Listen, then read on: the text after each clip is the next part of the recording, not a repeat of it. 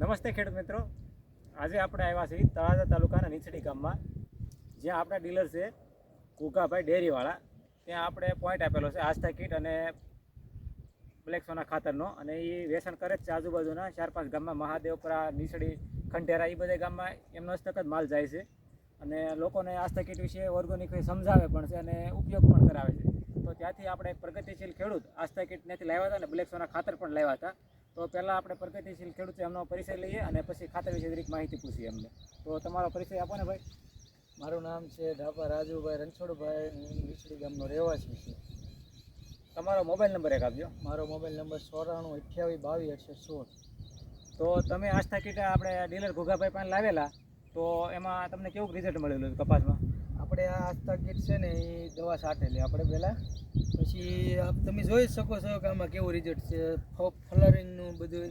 કેમ કે રાસાયણિક કરતાં આ ઓર્ગેનિક છે ને એ વસ્તુ સારી છે. આમાં તમે નજરે તમને દેખાય છે કે આમાં કેટલું ફ્લવરિંગ છે. ફાલનો હું અત્યારે આમાં જુઓ તમે, ઝીંડવાનું ફળ જુઓ કેવું થાય છે. રાસાયણિક કરતાં આ ઓર્ગેનિક આસ્થામાં મજા આવે આપણને ખેડૂતોને, ને સારું પડે. જમીનની ફળદ્રુપતા વધારે છે અને જે વિકાસ થાય એ થાય છે પૂરેપૂરો. તો આમ તમને 5 ખેડૂતો તમે કહી શકો ખરા કે આ ઉપયોગ કરાય? હા, હું તો આજીવન ઉપયોગ કરવાનો છું, પણ હું બીજા ખેડૂતને એમ કહું છું કે તમે રાસાયણિક કરતાં આસ્થા કીટ વાપરો. આની માવજત સારી છે અને તમને જે નફો હોય એ આમાં મળી શકે છે ખેડૂતને. મારું એવું કહેવું છે. તો ખેડૂત મિત્ર ખુદ એમ કહે છે કે આ આસ્થા કીટનો જ ઉપયોગ કરવો છે, અને તમે રિઝલ્ટ આપણે પણ નજરે જોઈ શકો છો કે એની કેટલી પૂનપ છે.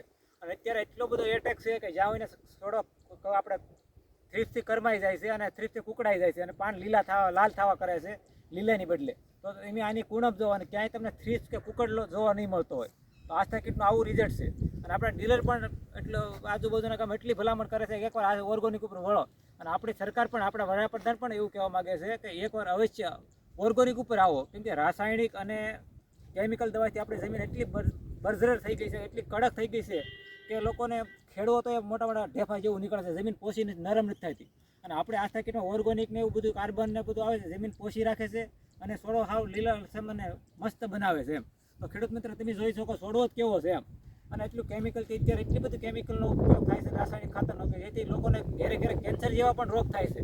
તો હું તો એટલું જ ખેડૂત મિત્રોને દરેકને જાણ કરવા માગું છું કે એકવાર ઓર્ગેનિક તરફ વળો, જેથી કરીને આપણા બાળકો આપણા ભવિષ્ય માટે બહુ સારું માટું છે. અને આપણે પોતાના ગામથી જ ઉપયોગ કરશું તો જ આપણે બીજાને કહી શકશું ને કે મેં ઉપયોગ કરેલો છે. બીજાનો ઉપયોગ કરવા માટે પહેલાં આપણે શરૂઆત કરવી જોઈએ. તો હરેક ખેડૂત મિત્ર જાજુ નહીં પણ એક કીટનો ઉપયોગ કરવાનો. કીટનો ઉપયોગ ન કરવાનો તમને ભરોસો ન આવતો, મોંઘું પડતું હોય, તો ખાલી આપણા ડીલર છે ત્યાંથી લાવીને, જ્યાં પણ આસ્થા કીટને એડવર્ટાઈઝ આવે જ છે, કંપનીમાં આવે, વોટ્સએપમાં આવે, બધી આવે જ છે, તો ખાલી એક પંપનો ડેમો પણ કરો, જેથી કરીને તમને ખબર પડે કે સારું વસ્તુ છે. તો મારું એટલું જ ખેડૂત મિત્રોને કહેવાનું કે જેમ બને ઓર્ગેનિક પર વળો અને રાસાયણિક બંધ કરો, કેમિકલ બંધ કરો. જય જવાન, જય કિસાન.